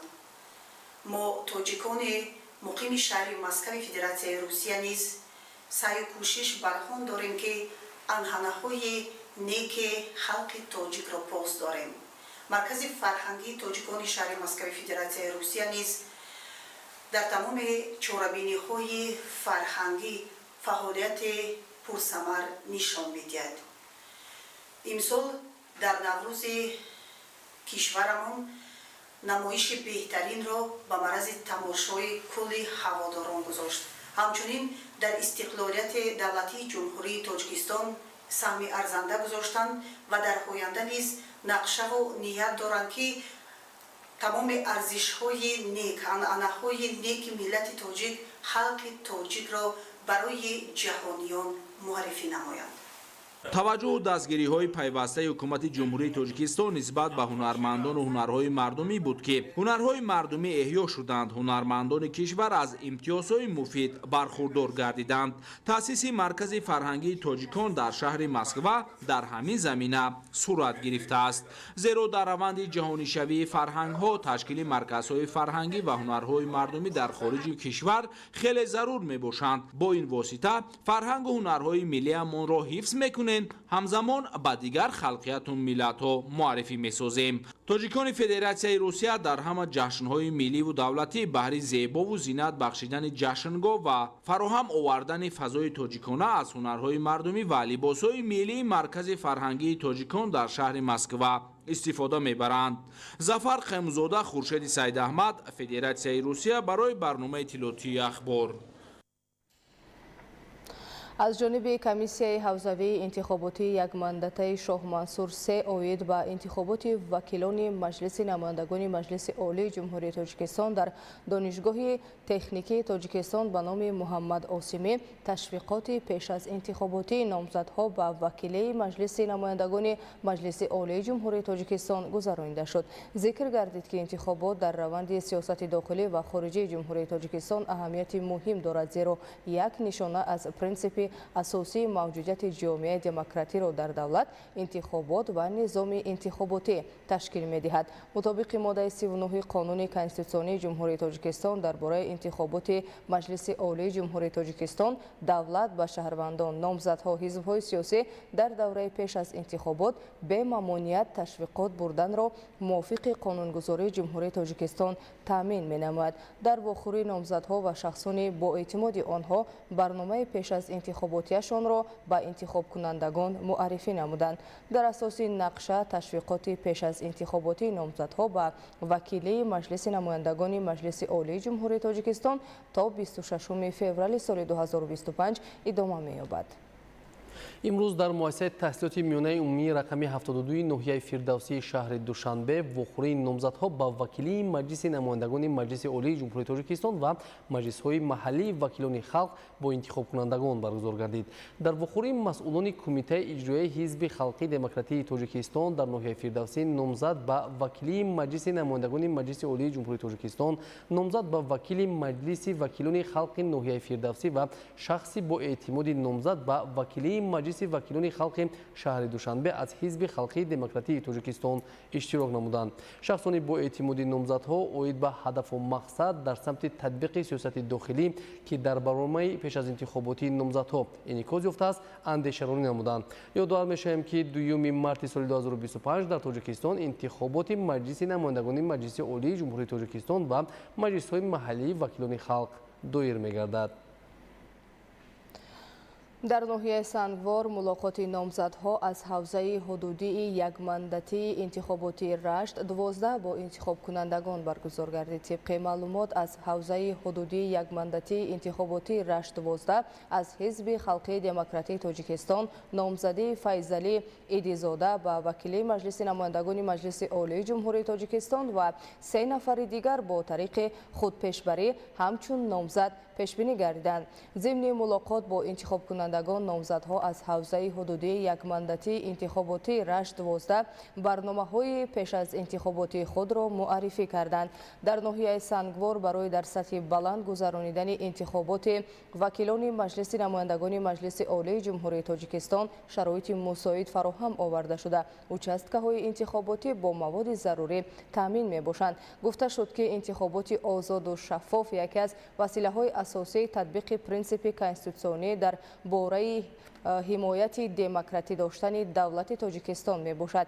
قید گردید که انتخاب کنندگان را ضرور است که با استفاده از حقوق کنستیتوسیونی خود در انتخابات فعالانه اشتراک نموده به جانبداری نامزدی ارزنده خود آزادانه آواز دهند. شرح موضوع دیگر در اکادمی وزارت کارهای داخلی جمهوری تاجیکستان در موضوع همکاری جامعه با مقامات کارهای داخلی واسطه استوار وحدت ملی همایش علمی عملی برگزار گردید که در آن نمایندگان کمیته اجرایی حرکت وحدت ملی و احیای تاجیکستان اشتراک کردند. تفصیلات بیشتر در گزارش خبرنگاران ما.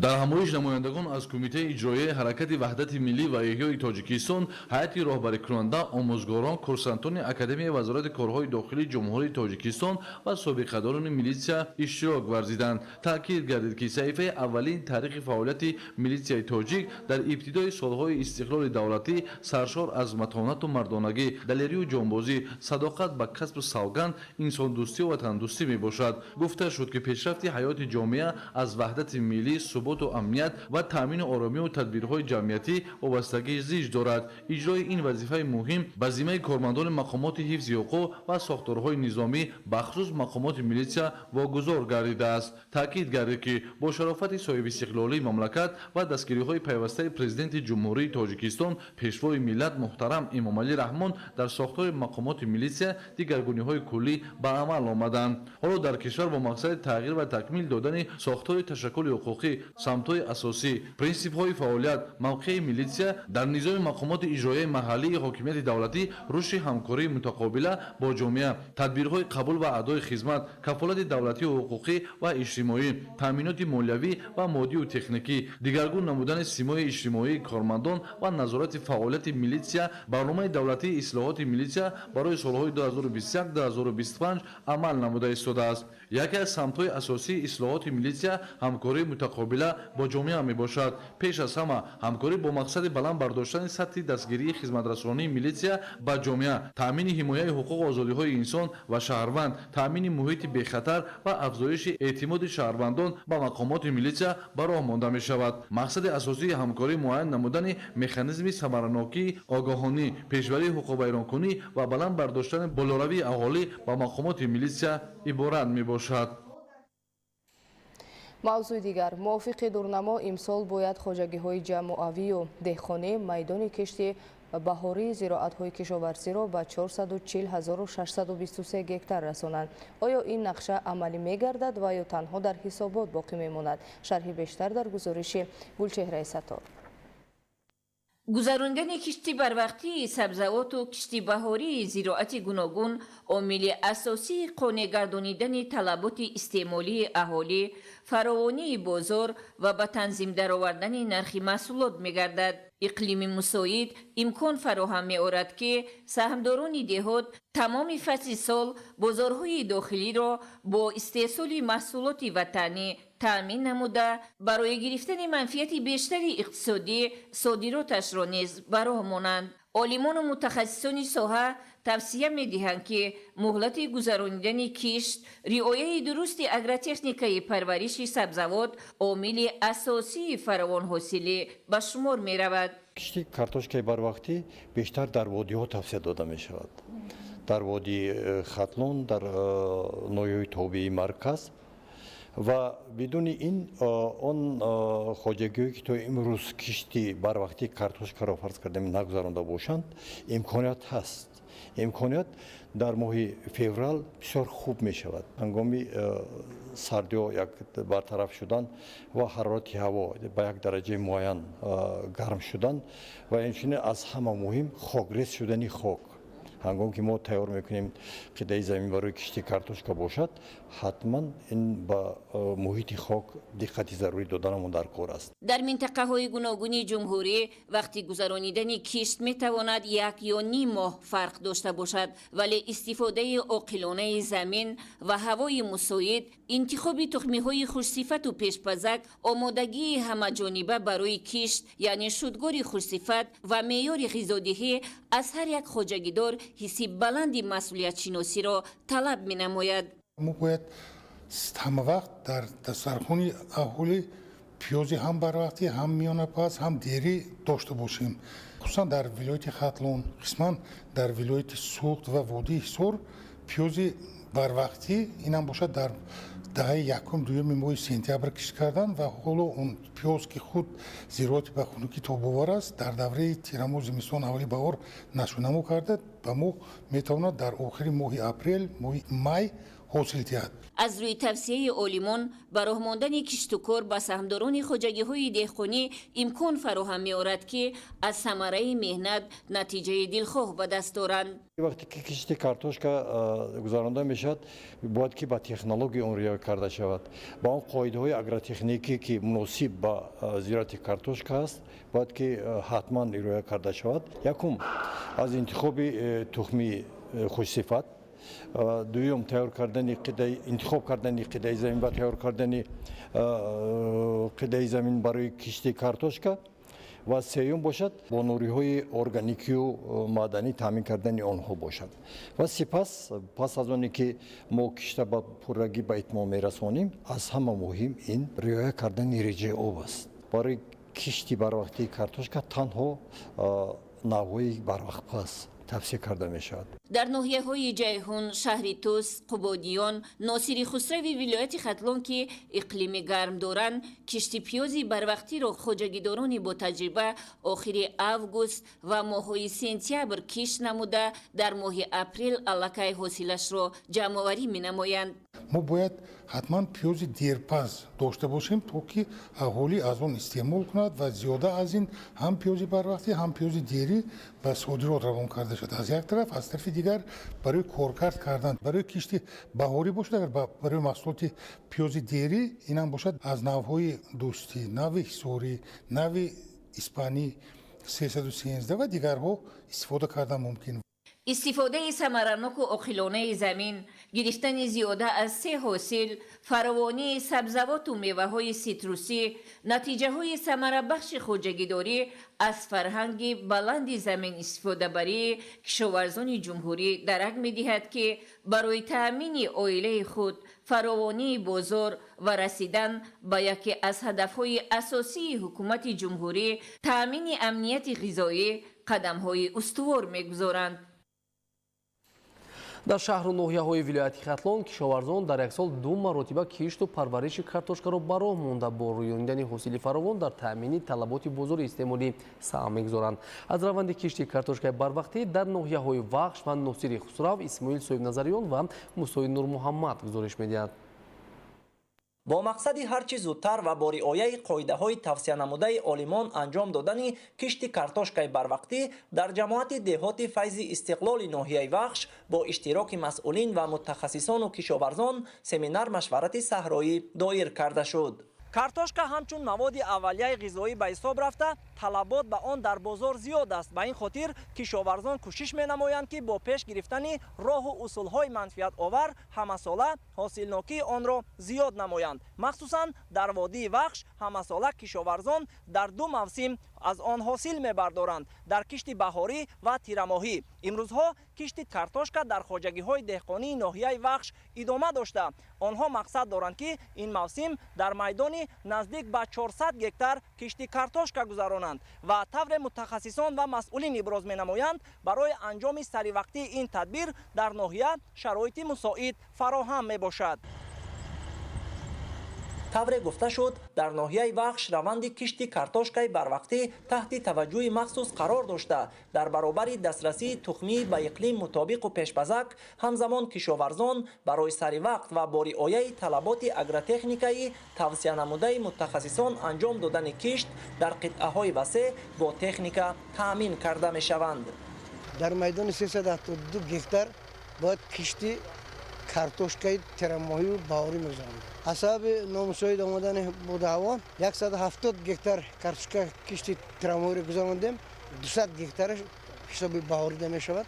аллакай дар ҳамаи хоҷагоҳ дар картошка шунонда шуд. бо 400-450 сентнер беморол гирифтан мумкин аст. мо мои май картошкаро мечинем ба стандарт мувофиқша ба бозор мебарорему. хурдак аст ки ура хурдаам намешаваду бозор ба фурӯхтаам намешавад. як ҷои салқинда монда сабзонда охири моҳи август аввали моҳи сентябр мешинонем ва моҳи ноябр пурра бо ҳосил мекунем. саҳмдорони хоҷагии деҳқонии шодиёнаи ҷамоати деҳоти файзи истиқлол имрӯзҳо дар баробари кишти картошкаи барвақтӣ ки майдони 1 гектарро ташкил менамояд ҳамзамон барои оғози мавсими нави кишту кор дигар тадбирҳои лозимаро анҷом медиҳанд. мо дар хоҷагии худ 24 гектар замин дорем ва имрӯз иқдом гирифтем ки бо тариқи техникаи нав кишти барвақтӣ картошкаро гузаронда дар ҷиҳати амнияти озуқавории ҷумҳурӣ ва мамлакати азизамон саҳми худро гузорем. имсол бо тавсияи олимон мо иқдом дорем ва дар назди худ вазифа гузоштем ки пунбадонро бо тариқи нав зери плёнка гузорем. сокинони ҷамоати деҳоти файзи истиқлоли ноҳияи вахш дар кишту истеҳсоли картошкаи барвақтӣ таҷрибаи хуб дошта иброз менамоянд ки ҷиҳати афзалиятноки парвариши ин навъи зироат дар он мебошад ки моҳи май ҳосили он ҷамъоварӣ гардида дар кишти такрорӣ аз дигар номгӯи зироат низ ҳосили фаровонро метавон ба даст овард. бо истифода аз рӯзҳои мусоид баҳри ҳарчи зудтар гузаронидани кишти картошкаи барвақтӣ дар ноҳияи носири хусрав тадбирандешӣ карда шуда масъулин ва мутахассисони соҳа тавассути роҳандозӣ намудани машваратҳои саҳроӣ ба кишоварзон оид ба занҷираи истеҳсоли картошка шурӯъ аз интихоби тухмӣ, коркарду омодасозии қитъаи замини мавриди кишт, раванди кишт ва марҳилаҳои баъдии парвариши он маълумот медиҳанд. дар ноҳияи дурдасти Носири Хусрав баҳри татбиқи нақшаву барномаҳои ҳукумати ҷумҳурии Тоҷикистон дар самти истифодаи мақсадноки ҳар қитъа замини корам ва рӯёнидани ҳосили дилхоҳи маҳсулоти гуногун ҷиҳати фаровонии бозори истеъмолӣ ва дар маҷмӯъ таъмини амнияти озуқаворӣ чораҳои мушаххас андешида шуда бо дар назардошти фароҳамсозии шароити мусоид ба кишоварзону хоҷагидорон сол аз сол майдони кишти зироати гуногун васеъ карда шуда дар ин замина ҳаҷми истеҳсоли маҳсулот ҳам меафзояд. бо истифода аз фазои муносиби фаъолияти хоҷагидорӣ бахусус заминҳои зархезу таъмини оби полезӣ сокинони ноҳияи Носири Хусрав меҳнати дилгармона дошта тавассути омӯзиши роҳҳои самарабахши заминистифодабарӣ қариб тамоми фаслҳои сол ҳосили фаровони маҳсулоти гуногуни кишоварзиро ба даст оварда дар таъмини талаботи бозор саҳми арзанда мегузоранд. мувофиқ ба иттилои масъулини бахши кишоварзӣ дар ҳудуди ноҳия зиёда аз 2000 хоҷагии деҳқонӣ фаъолият дошта асосан ба пахтакорӣ, ғалла, сабзавоту полезикорӣ, боғу токпарварӣ, чорводорӣ ва дигар самтҳои манфиатовари соҳа машғул буда дар як сол то 3 маротиба ҳосилбардорӣ менамоянд. хоҷагидорони ноҳия ҳамасола баъди ҷамъоварии ҳосили картошкаи барвақтӣ кишту парвариши дигар номгӯи зироатро ба роҳ монда дар кишти сеюм низ боз кишти картошкаи такрорӣ гузаронида аз он ҳосили хуб ҷамъоварӣ менамоянд. исмоил соҳибназарён, мусои нурмуҳаммад, ахбор. барномаи ахборро идома медиҳем. дар музофоти Рио Негрои Аргентина сӯхтори беш аз 1000 то рафт авҷ мегирад. шабона рӯзи охир алангаи оташ беш аз 3500 гектар масоҳати ҷангалро фаро гирифт. штатҳои қисми шимолу шарқии Штатҳои Муттаҳидаи Америка дар иҳотаи барфбоди шадид қарор гирифт. ҳолати мураккаб ҳамчунин дар штати Нью-Йорк ва Англияи нав ба қайд гирифта шуд. шарҳи бештари хабарҳо аз хориҷи мамлакат дар таҳияи ҳамкорони мо. дар як анбори нигоҳдории маводи сӯзишвории минтақаи Гринчивӯи ҷумҳурии Кореяи Ҷанубӣ таркиш рух дода баъдан сӯхтор сар зад. дар натиҷа як нафар бенишон гардида, як каси дигар захмӣ гардида ба беморхонаҳо интиқол дода шуданд. дар ин бора агентии Рехаб хабар медиҳад. хадамоти оташнишонии кишвар 58 оташнишонро ба маҳалли ҳодиса барои хомӯш намудани сӯхтор сафарбар кард. сабабҳои рух додани таркиш муайян нест. дар як корхонаи кимиёвии шаҳри Сагертауни Иёлоти Муттаҳидаи Амрико таркиш рух дода баъдан сӯхтор сар зад. бар асари ҳодиса 13 нафар бо ҷароҳатҳои гуногун ба беморхона интиқол дода шуданд. аз зарбаи таркиш бинои корхона қисман зарар дид. дар робита ба ин кормандони хадамоти дахлдор, кормандон ва сокинони наздики корхонаро ба ҷойҳои бехавф мекӯчонанд. барои хомӯш намудани сӯхтор кормандони хадамоти оташнишонӣ соатҳо фаъолият карданд. мувофиқи маълумоти пешакӣ дар корхонаи мазкур зарфи дорои маводи кимиёвӣ таркидааст. штатҳои қисми шимолу шарқии Иёлоти Муттаҳидаи Амрико дар иҳотаи барфбоди шадид қарор гирифтанд. ҳолати мураккаб дар штати Нью-Йорк ва Англияи нав ба қайд гирифта шудааст. аз сабаби яхбандӣ шудани роҳҳо ҳаракати нақлиёт дар роҳҳо ба мушкилӣ сурат мегирад. вобаста ба ин аз сокинон дархост карда шудааст ки аз истифодаи нақлиёти шахсӣ худдорӣ намоянд. барфбод дар фурудгоҳҳо низ ба нишасту парвози ҳавопаймоҳо монеа пеш овардааст. дар робита ба ин парвози ҳавопаймоҳо ба даҳҳо хатсайри дохилӣ қатъ гардид. ҳамзамон дар барфбоди шадид фаъолияти бохчаҳои кӯдакона ва муассисаҳои таълимӣ муваққатан қатъ карда шудааст. дар шаҳри Сомервилл бошад дар пайи барфбоди шадид қатораи мусофирбар ба як қатораи дигар бархӯрд ки боиси захмӣ шудани 5 нафар гардид. кормандони хадамоти коммуналӣ барои тоза намудани роҳҳо аз барф сафарбар карда шуданд. ҳавошиносон иброз медоранд ки эҳтимол барфбод дар бархе аз минтақаҳои штатҳои қисми шимолу шарқии Иёлоти Муттаҳидаи Амрико чанд рӯзи дигар идома ёбад. дар музофоти Рио Негрои Аргентина сӯхтори беш аз 1000 то рафт авҷ мегирад. шабона рӯзи охир алангаи оташ беш аз 3000 гектар масоҳати ҷангалро фаро гирифтааст. ҳамчунин бар асари сӯхтор як нафар ба ҳалокат расида, беш аз 100 манзили истиқоматӣ нобуд гардиданд. дар робита ба ин садҳо нафар маҷбур шуданд ки манзилҳои истиқоматиашонро тарк намуда ба ҷойҳои амн кӯч банданд. бо вусъат ёфтани сӯхтори беш аз 1000 вазиши шамол ва гармӣ боис мегардад. дар робита ба ин дар музофоти Рио Негро ҳолати фавқулода амал мекунад. ҳамчунин сӯхтори ҷангал хатҳои интиқоли нерӯи барқро корношоям карда, боиси аз истифодаи барқ маҳрум мондани сокинони чанд минтақа гардид. тибқи иттилои пешакӣ сабаби сар задани сӯхтори ҷангал дар қасдан оташ задан арзёбӣ мегардад. вобаста ба ин кормандони мақомоти полис 4 нафарро боздошт карданд. дар маҳалли ҳодиса кормандони хадамоти оташнишонӣ барои хомӯш намудани сӯхтори бешазор ба таври шабонарӯзӣ фаъолият доранд. ёдовар мешавем ки як ҳафта қабл бар асари сӯхтори бешазор дар музофотҳои чубуд ва неукени Аргентина 25 000 гектар масоҳати ҷангал нобуд гардида буд.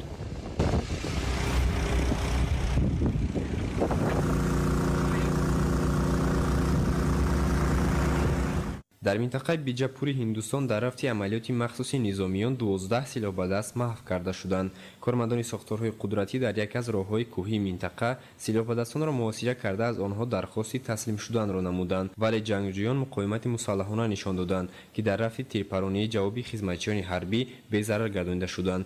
ба маълумоти мақомдорони маҳаллӣ силоҳбадастон дар ҳамла ба сокинони осоишта ва анҷом додани амалҳои террористӣ дар минтақаҳои гуногуни кишвар даст доштанд. дар қисми шимолу ғарбии покистон зимни амалиёти махсуси хизматчиёни ҳарбӣ 7 силоҳ ба даст безарар гардонида шуда, дуҳа маслаки онҳо захмӣ гардид. ҳамчунин дар рафти амалиёти густурда кормандони сохторҳои қудратӣ аз ҷангҷӯён дар ҳаҷми калон, яроқ ва чанд адад таҷҳизоти таркандаро ёфт ва мусодира намуданд. бо вуҷуди он ки хизматчиёни ҳарбӣ дар қисми шимолу ғарбии покистон пайваста бар зидди гурӯҳҳои ҷиноятпеша амалиёт роҳандозӣ менамоянд, ҷангҷӯён мунтазам ба пойгоҳҳои низомиён ҳамла мекунанд. бо мақсади таъмини амнияти экологӣ ва ҳифзи муҳити зист дар мамлакат барномаҳои давлатӣ қабул ва амалӣ мегарданд, ки аз ҷумлаи онҳо барномаи давлатии кабудизоркунии ҷумҳурии Тоҷикистон барои давраи то соли 2040 маҳсуб меёбад. ҷиҳати татбиқи босамараи ин барнома дар шаҳру ноҳияҳои мамлакат маъракаи ниҳолшинонӣ вусъат дода мешавад. дар заминаи тақвият бахшидани ободониву бунёдкориҳо ба муносибати истиқболи сазовор аз ҷашни 35-солагии истиқлолияти давлатӣ дар шаҳри Кӯлоҳ бо ташаббуси мақомоти иҷроияи ҳокимияти давлатӣ дар асоси нақшачорабиниҳои таҳия гардида тадбирҳои сабзу хуррамгардонӣ мунтазам амалӣ карда мешавад. дар доираи амалисозии чунин ҳадафҳои созанда масъулони муассисаи давлатии боғи фарҳангу фароғатӣ ба номи Мир Саид Али Ҳамадонӣ шуруъ аз аввали мавсими ҷории ниҳолшинонӣ амалҳои сабзу хуррамгардониро дар ҳудуди муассиса ба таври мунтазам роҳандозӣ намуда то кунун ин раванд ҷараён дорад. мавқеи ҷойгиршавии муассисаи мазкур дар маркази шаҳр воқеъ гардида тибқи маълумот 6.5 гектар масоҳат дорад ва ҳоло дар ҳудуди боғ маҷмуан 1200 беғ дарахтони гуногун дар сабзишанд ва аз ин шумора 800 беғ дарахтони ороишиву сояафкан буда намои зоҳирии боғро зиннати бештар мебахшанд. шаҳри бостонии Кӯлоҳ барои рушди соҳаи сайёҳӣ ва ҷалби сайёҳон дорои имкониятҳои фаровон аст ва дар партави дастуру супоришҳои бевоситаи роҳбари давлат ва дастгириҳои рӯзафзуни ҳукумати мамлакат дар ин то рафт шароит беҳтар гардида дастовардҳо низ афзуда истодаанд.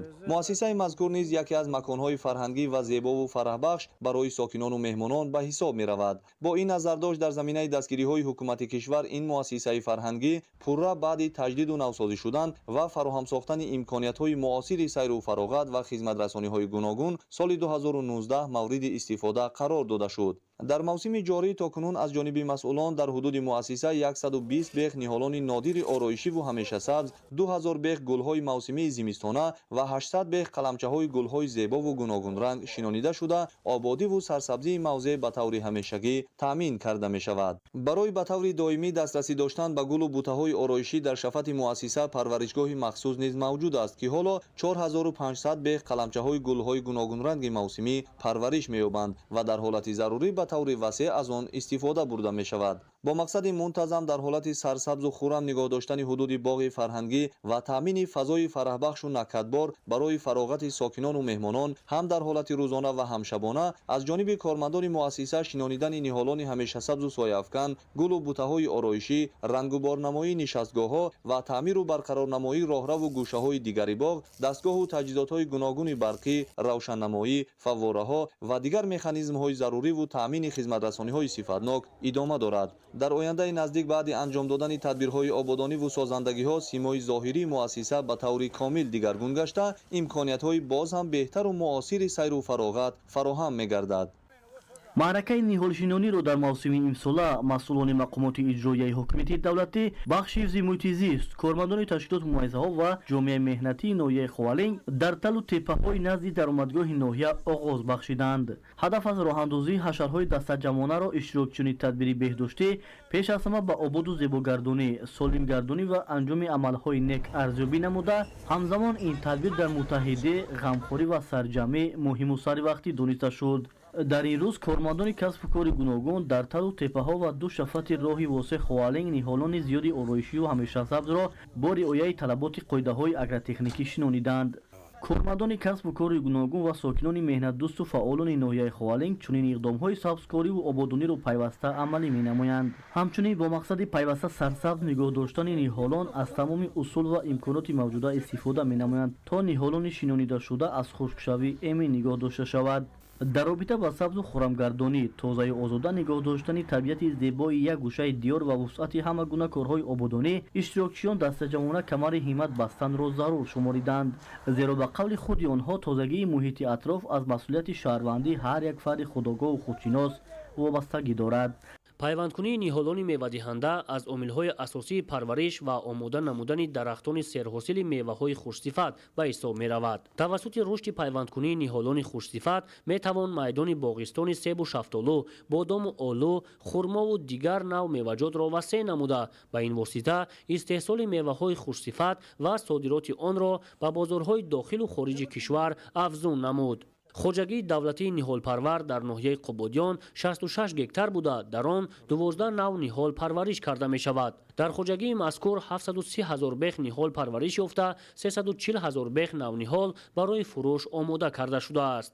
айни замон саҳмдорони хоҷагии ниҳолпарварии ноҳияи Қубодиён ҷиҳати дастрасии боғпарварони ҳудуди вилоят ва берун аз он ниҳолони гуногуни мевадиҳанда ва ороиширо вобаста ба талаботи харидорон ба шаҳру ноҳияҳо равона менамоянд. дар ин хоҷагӣ ҳамзамон боғҳои модарӣ мавҷуданд, ки барои гузарондани пайванди ниҳолон муфид дониста мешавад, зеро барои мутахассисон донистани навъҳои хушсифату серҳосили дарахтони мевадиҳанда дар вақти пайванд зарур мебошад. аз ин рӯ бунёди боғи модарӣ дар хоҷагиҳои ниҳолпарвар муҳим буда, хоҷагидорон мақсад доранд дар оянда навъҳои беҳтарини дарахтони мевадиҳандаро ба хоҷагӣ ворид намуда, майдони чунин боғҳои модариро васеъ намоянд. дар Академияи миллии илмҳои Тоҷикистон таҳти унвони аҳамияти синошиносӣ ва муаррифии осори Ибни Сино ҳамоиш баргузор гардид. гузориши ҳамкорони мо. аҳамияти синошиносӣ ва муаррифии осор Ибни Сино таҳти чунин унвон имрӯз дар Академияи миллии илмҳои Тоҷикистон ҳамоиш баргузор гардид. иброз гардид, ки Абуалӣ Ибни Сино аз мутафаккирони барҷастаи тоҷик аст, ки бо донишу ҷаҳонбинии фарогираш дар олами тибби ҷаҳон саҳми арзишмандро касб кардааст. Абуалӣ Ибни Сино дар ҷаҳон аз пурмаҳсултарин олимон ва адибон эътироф гаштааст. фаъолияти эҷодии Абуалӣ Ибни Сино аз 17-18 солагиаш дар солҳои 996-997 шурӯъ шуда расо 40 сол давом кардааст. ӯ осори насрию назмиашро ҳам ба арабӣ ва ҳам ба тоҷикӣ эҷод кардааст. сабаби бисёре аз асарҳои худро ба забони арабӣ навиштани Абуалӣ он аст, ки забони арабӣ дар он замон ҳамчун забони илму маданият шинохта шуда буд. ҳамчунин китобҳои зиёди илмию ахлоқии юнонӣ, ибронӣ, ҳиндӣ ва паҳлавӣ ба забони арабӣ тарҷума шуда, ислоҳоте ки мафҳумҳои илмиро ифода мекарданд, дар ин забон устувор гардида буданд. дар идомаи ҳамоиш иброз гардид, ки Абуалӣ Ибни Сино парвардаи муҳити фарҳангии Сомониён буд, вале қисми зиёди умри вай пас аз фурӯпошии давлати мутамаркази Сомониён дар гирдоби ҳодисаҳои мудҳиши нимаи аввали асри 11 сипарӣ гардид. олимони маркази синошиносӣ доир ба осори гаронарзиши ин чеҳраи тобноки олими тибби ҷаҳон шайхураис Абуалӣ Ибни Сино маъруза намуда, фаъолияти гуногунҷанбаи ин мутафаккири абадзиндаи форсу тоҷикро ҷовидона хонданд.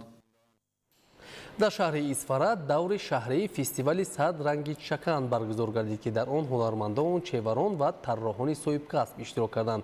гузориши Собир Аюбӣ ва Саҳбон Қурбонов. дар шаҳри исфара даври шаҳрии фестивали ҷумҳуриявӣ 100 ранги чакан баргузор гардид. фестивали шаҳрӣ аз бахшҳои гуногун аз ҷумла намоиши либосҳои қадимаи чакан, либосҳои кӯдакона, либосҳои рӯзмарра, либосҳои маросимӣ ва идона, либосҳои расмӣ ва навъҳои гуногуни сӯзандӯзӣ иборат буда аз ҷониби занону бонувон ва ҳунармандони шаҳр пешниҳод карда шуд. иброз гардид ки фестивали ҷумҳуриявӣ 100 ранги чакан ҳамасола бо мақсади баландбардоштани эҳсоси ватандӯстию хештаншиносӣ, ифтихори миллӣ, қадру манзалати либоси миллӣ ба таври васеъ намоиш додани духти либосҳои миллӣ ва дар арсаи байналмилалӣ муаррифӣ кардани санъату ҳунари волои халқи тоҷик гузаронида мешавад. бо иқдоми наҷиби дурбинонаю ояндасози пешвои миллат муҳтарам Эмомалӣ Раҳмон барои баландбардоштани мақому манзалати нақшу нигор, сӯзанидӯзию гулдӯзии матоъҳои миллӣ, намоиш додани ҳунари волои тарроҳону ҳунармандон дар ҷаласаи 13-уми Кумитаи байниҳукуматӣ оид ба ҳифзи мероси фарҳанги ғайримоддии ЮНЕСКО дар шаҳри Порт Луиси Ҷумҳурии Маврикий наминаи чакан ҳунари гулдӯзӣ дар Ҷумҳурии Тоҷикистон аз ҷониби ин созмон расман ба рӯйхати мероси фарҳанги ғайримоддии башарият ворид гардид, ки ин ифтихори мардуми сарбаланду фарҳангсолори тоҷик мебошад. халқи тоҷик халқи кӯҳанбунёд дорои таърихи бою фарҳанги пурғановат мебошад ва яке аз рукнҳои асосии фарҳанги миллӣ ин либоспӯшии миллӣ мебошад. бо мақсади тарғиби либосҳои миллӣ, арзишҳои миллӣ, фарҳанги миллӣ, бо ташаббуси асосгузори сулҳу ваҳдати миллӣ, пешвои миллат, президенти ҷумҳурии Тоҷикистон муҳтарам Эмомалӣ Раҳмон дар кишвари азизамон озмунҳои фестивалҳои гуногун баргузор мегардад. имрӯз дар шаҳри Исфара даври шаҳрии озмуни 100 ранги чакан бо як шукӯҳу шоҳмати хоса баргузор гардид. дар он ҳунармандон, тарроҳони ширадасти шаҳри Исфара либосҳои омоданамудаи хешро аз рӯи 4 номинатсия ба намоиш гузоштанд.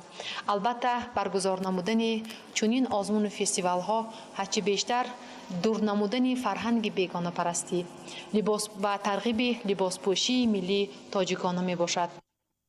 санъати гулдӯзӣ дар асарҳои бостоншиносон, файласуфон, адибон, санъатшиносон ва кулли соҳаҳои илм инъикос ёфта, бозёфтҳои бостоншиносони минтақаҳои ориёинишин гувоҳӣ медиҳанд, ки мардуми тоҷик ва аҷдодонашон дар матоъҳои гуногун гулпартоӣ ва гулдӯзӣ менамуданд, ки он байни дигар халқияти қадим маъруфу машҳур буд.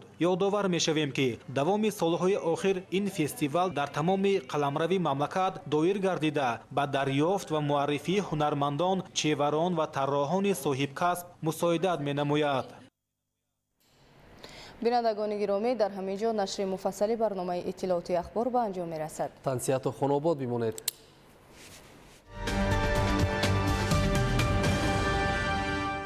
салом бинандагони гиромӣ, шуморо бо вазъи ҳавои мамлакат барои пагоҳ 12 январи соли 2025 шинос менамоем.